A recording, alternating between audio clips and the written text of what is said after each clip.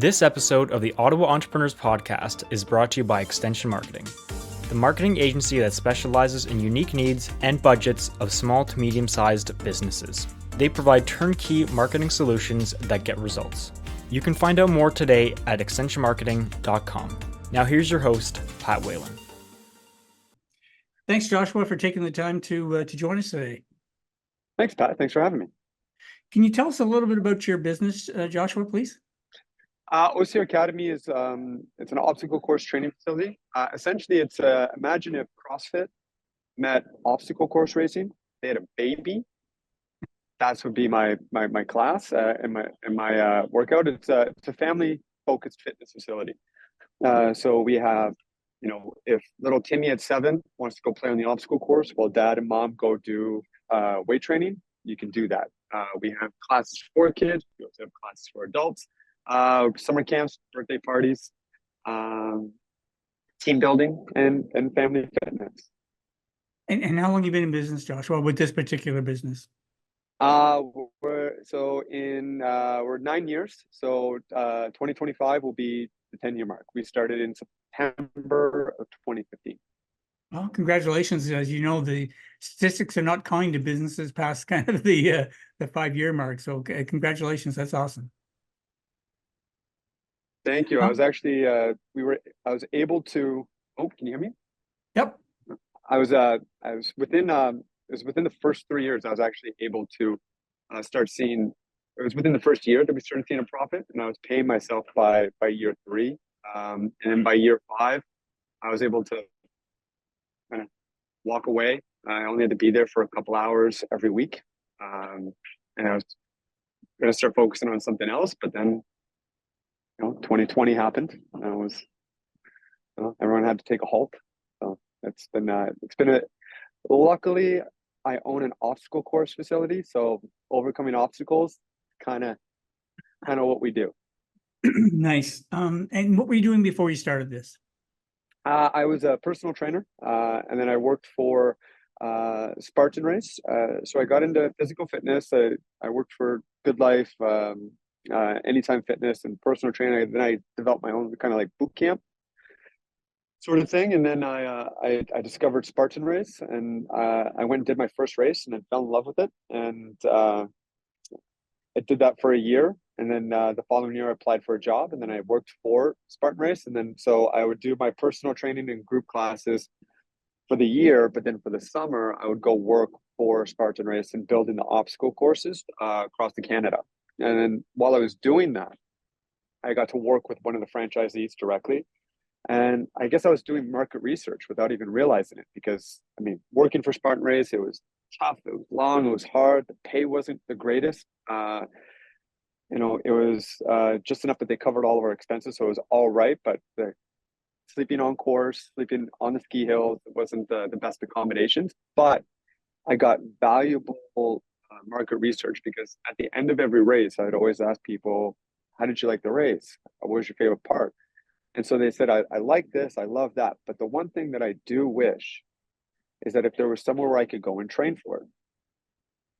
And when you hear that over and over and over again, I'm reminded of the Blockbuster story where, it's essential for marketing, it's like what not to do.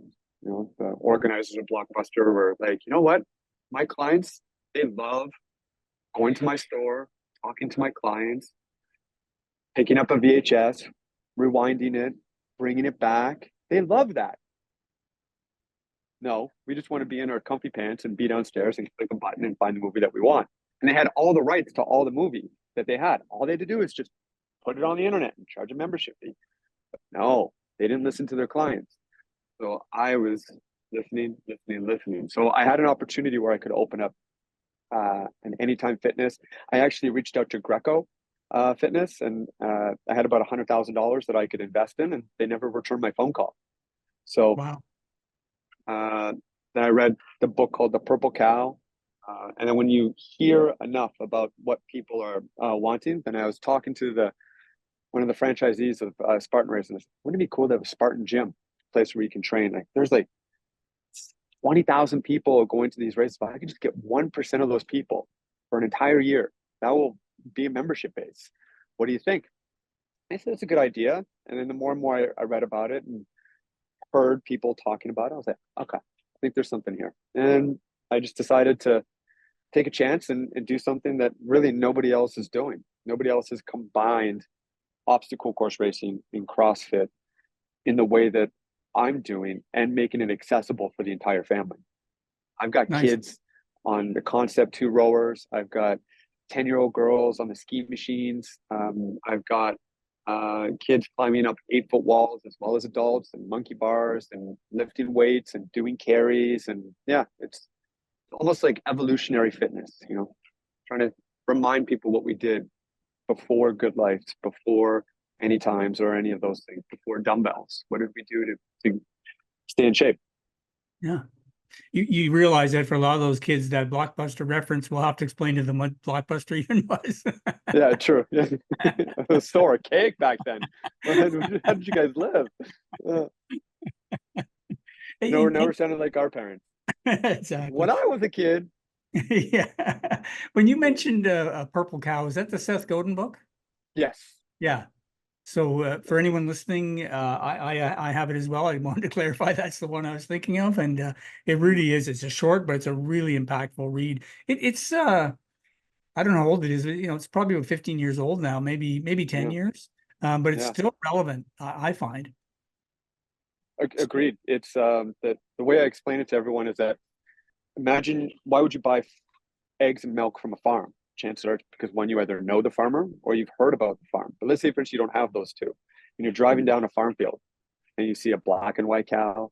Okay. Then you see a brown and white cow. You've seen those before. But then you go to the last one, never seen a purple cow before. But the eggs and milk are the exact same as all the other farmers, but it's presented differently. So sometimes, when you go there, there's like a merry-go-round and there's a Ferris wheel and there's like a petting zoo, and it's great for the whole family. And it really was my inspiration to try and think outside the box when it comes to, fitness.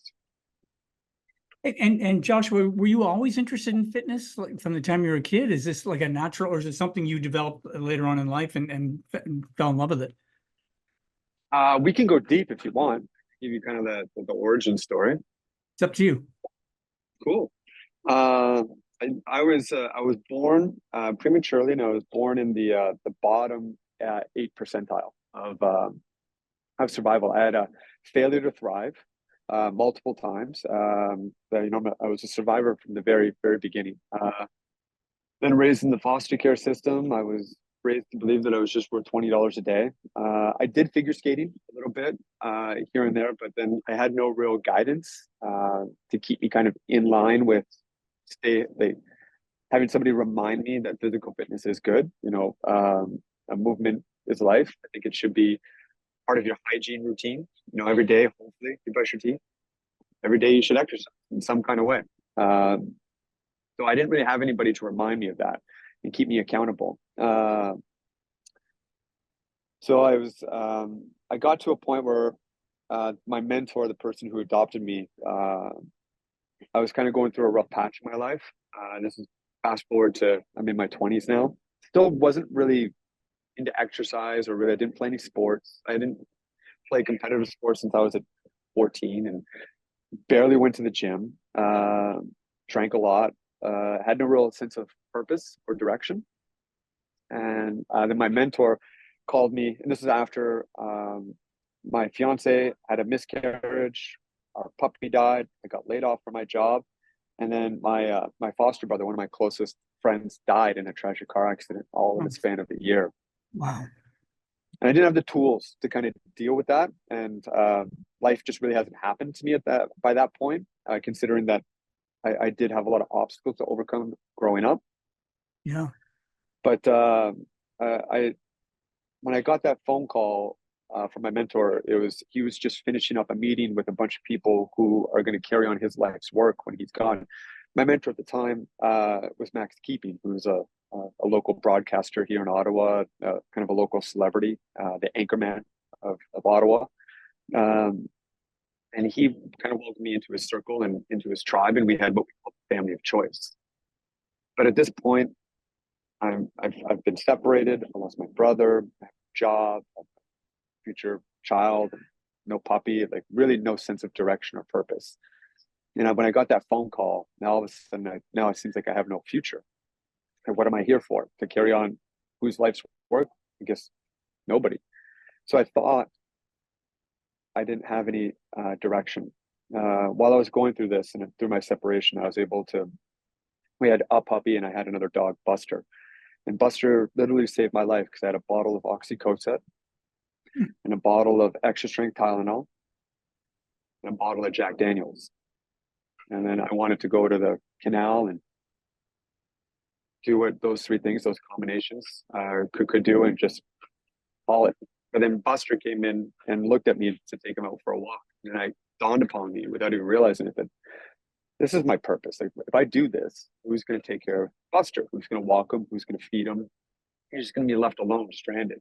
And I couldn't do that to him. So now all of a sudden I didn't feel alone. All of a sudden I had purpose. And so just taking him out for a walk was just enough to get me out of the dark circle. And I flushed the Oxycodone down. I kept the Tylenol. And then I stopped drinking Jack Daniels. And I needed a purpose. So I needed something to work toward. As Lisa was saying that, when she wants to get back into bodybuilding, she needs a goal. So I said, okay, well, I don't play hockey, can't play soccer. I have no car, so really I'm limited to my area, and if I take public transportation. So I said, okay, well, Ottawa race weekend's coming up. Maybe I'll train for that. I'll do a 10K. Never done that before. So I set a goal. Said, and it was a realistic goal. My time with Good Life, they taught me about SMART. Be specific, measurable, attainable, realistic, and timed. And that really resonated with me. So, okay, well, if I'm wanting to get into a pack, what pack should I do for my 10K? Never done it before. 60 minutes, 30 minutes.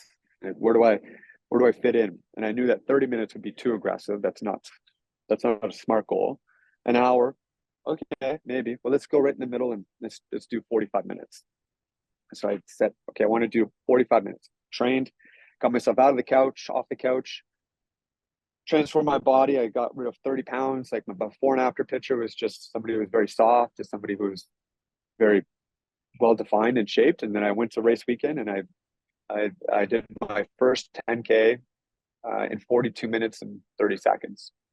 Pretty good. And then when I did my before and after picture, people started asking me, what do I do? What do you do? What do you do? And so I just took them on what I did. And then somebody introduced me to Spartan Race. Fell in love with Spartan Race, then continue with my personal training. And so, yeah, really fitness, the short answer is probably in the last 15 years. I recently had a stress test done. I had a couple of incidents of vasovagal, or for your listeners that aren't, it's like a self-defense mechanism. So if your body goes into shock or something, then it just shuts down. So I had issues with my heart because it would skyrocket to like 125 beats per minute, and then I'd just pass out. What's going on? So I went and did my stress test, and it was last year. And it was on that day where we had that smoke advisory where like the city was just like on fire, the country was on fire. Yes. More or less. And it was very, very smoky. So my gym is about 2 kilometers away from the hospital. Like, I'm not going to drive there, park there. So I ran. It felt like I was running through a bushfire. Right. And then I get there, and then they wanted to do the stress test. I'm like, okay, well, how are we going to stress me out? We're going to talk about my relationship with my mother. We're going to talk about accounting. Like, how are you going to stress me out? They're like, no, you're going to go on this treadmill, and you're going, as you run, we're going to start elevating. Like, I do this every Wednesday for a living. So how much time you got? And they said that I had one of the best scores that they've seen. I beat like a 16-year-old kid, and this is when I'm 40. And now I'm in the top 10 percentile of men my age, going from bottom 8 when I was born to now in the top 10. And in my sport, obstacle course racing, I'm in the top 5 percentile. So I guess to answer your question, I've been into surviving my entire life. But as far as fitness is concerned, it's really been in the last 20 years in the last 10 years, I've really taken it seriously where I do notice a day where if I don't move, that I really feel it. Yeah. Well, first off, thank you so much for going so deep on that and sharing that with our listeners. Not easy stuff that you shared for sure, but Mm. I get the sense, and you and I are meeting for the first time today, but I get the sense, Joshua, that all of those lessons, correct me if I'm wrong, personal lessons have really, you've been able to apply those to your business. Is that a fair statement? It is. And that's why I think opening up an obstacle course gym, that's why our tagline is overcoming life's challenges, one obstacle at a time. Because it's for some people, just showing up to the gym is the first obstacle that they have to overcome. And I always tell people, you don't have to do a Murph, you don't have to get into zone 4, you don't have to do these crazy workouts. Really, you can just show up. That's all that matters. And we're just going for a walk after every meal. It doesn't have to be complicated. But we try to, I tell our parents that, especially with the kids, we're not raising kids, but future adults. And nobody's teaching these kids how to think. They're always told what to do, where to be, when to eat, what to eat. So I want to start teaching people how to think, to be able to think critically, to think open-minded, to think empathetically, to be able to use every part of their brain. Because for a lot of these kids, their prefrontal cortex is still not fully developed yet until they're 25. And then we just discovered there was another part of the brain that just discovered where it's directly related to willpower. Are you familiar with that one? Yeah, I've heard of this before, but I don't know the term though. It's the ACC, the something cortex.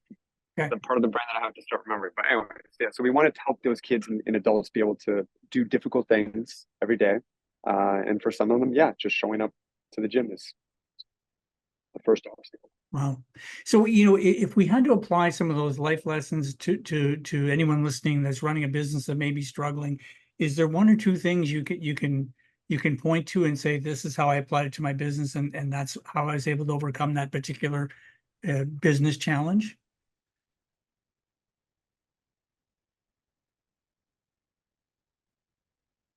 People don't reflect as much as they should.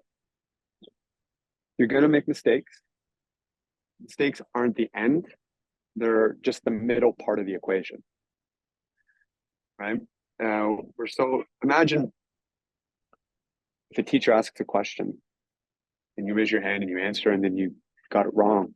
At the end of it, it's not. There's still an answer and you get to be a part of that. And then you get to learn something and not be afraid of that. So when you make your mistakes, and we've all made them, especially first-time business owners, we all make those mistakes. Rookie mistakes, there isn't necessarily a handbook that you need to do this. 13% of everything that you make needs to go into a separate account and not touched because the government wants that. Nobody is teaching you that. So when it does happen, don't be hard on yourself. Be the teacher that asked you the question. They're going to be kind to you. They're going to let you know that was wrong. And they're going to give somebody else an opportunity to answer that question. And then you can find that out. So if you have a teammate or people around you that might have the answers for you, don't be afraid to ask those questions. And then also look back and think about, what did you do? Where did you go wrong? And how can you do better?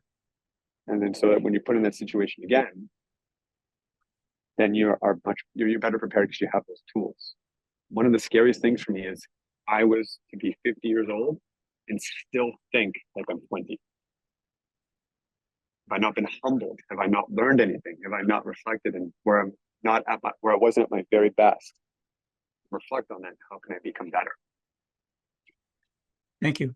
What changes do you see coming in your industry? Is there anything, one or two trends you're seeing in this wellness space that you're in?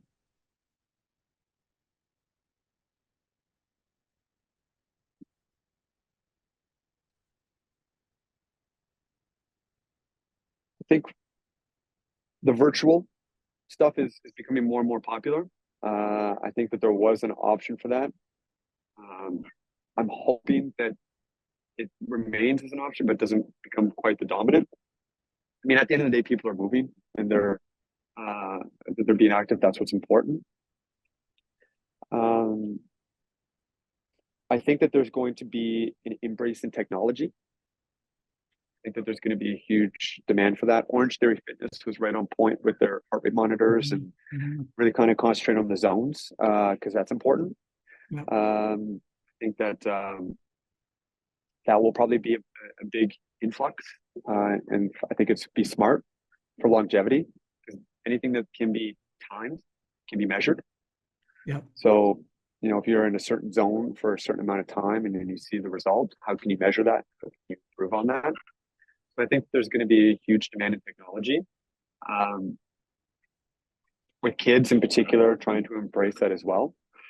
I think embracing technology and physical fitness and finding that connection between the two is going to be important, especially in the city life. It's just as important to be computer literate as it is to be physically literate as well. I think that there's a combination of the two. You know, if you can work this, and you can work at the same time. Awesome. Well, two more questions, Joshua, and then we'll let you go. But for a listener that has not started their own business and is perhaps thinking of doing it, do you have any? It's a bit of a loaded question here, but kind of one piece of advice you'd offer to them?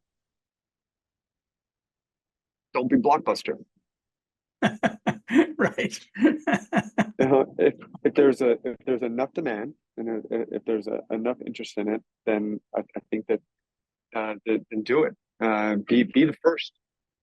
Don't be afraid of being the first, but also lead with your heart. Because if you're not passionate about it, it's as soon as there's adversity or resistance, if you don't have the passion, but that could be a double-edged sword as well. Because you could be sinking and you can be like, oh, I'm so passionate about this. Also know when you might have to redirect or pivot. But like I said, don't be a Blockbuster. You know, if you have to pivot but still stay in the same industry. Like when we started, we didn't want to, we weren't a kids facility. I wanted to concentrate on adults. Over 60% of the calls that we were getting were about kids. You do kids camps, you do kids classes, you do birthday parties. We listened to our clients, and then our product evolved and we adapted based on what the customers listen to the customers. A good salesperson listens more than they talk. Trying to find out what the problem is, and then see if you can fix it. Awesome. Thanks. And before we went live, Joshua, you and I were talking about some of the work you do in the community. Can you share with our listeners, please, and our viewers, how you give back to the community that serves you? Yeah. Well, my mentor, Max Keeping, he would end every newscast on Friday, and he'd always wear red to support the troops. But every Friday, he would always say, take the time to make a difference in the life of a child. And him and David Millen were also one of the founding reasons on why Ottawa was the first child and youth-friendly capital in the world. In CAFO, that was started right here in Ottawa. Yeah. So taking the time to make a difference in the life of a child. And so what we try to do is we always donate 5 packs or 10 packs to charity organizations, especially for fundraising towards kids. But I also personally sponsor 10 kids every year to go to my summer camp because I don't like the idea that a kid, due to their financial situation, might lose out on joining camp. So it's something that is close and dear to my heart because I like to try and make a difference in the lives of children. So I also reach out to some of my members, and sometimes they help out and want to sponsor a child as well. But the most valuable currency in the world is your time. It's something that you just can't buy back and you can't get back. So spend your time wisely, fun, and see how you can use that to try and make other people feel different. We all have our superpower, and that's where OCR Academy, that's where we go to train to become superheroes. And through our words, we have the power to be able to change how somebody else feels I was talking to you in Mandarin, you'd have no idea what I'm saying. So really just words are noise to let other people know what you're thinking. So if you can use that power wisely and try and make somebody else feel differently, then and that's a superpower right there. So, yeah. Well done, Joshua. Where can our listeners find out more about about your company and what it is that you do? www.ocracademy.ca, and you can also find us on all the social medias, not all of them, most notably Instagram and Facebook at OCR Academy. Great. Thanks so much for your time, Joshua. Really appreciate it. Thanks, Pat. Appreciate you. If your company or organization is looking to improve your marketing, go to the Extension Marketing website at extensionmarketing.com and book a discovery call today.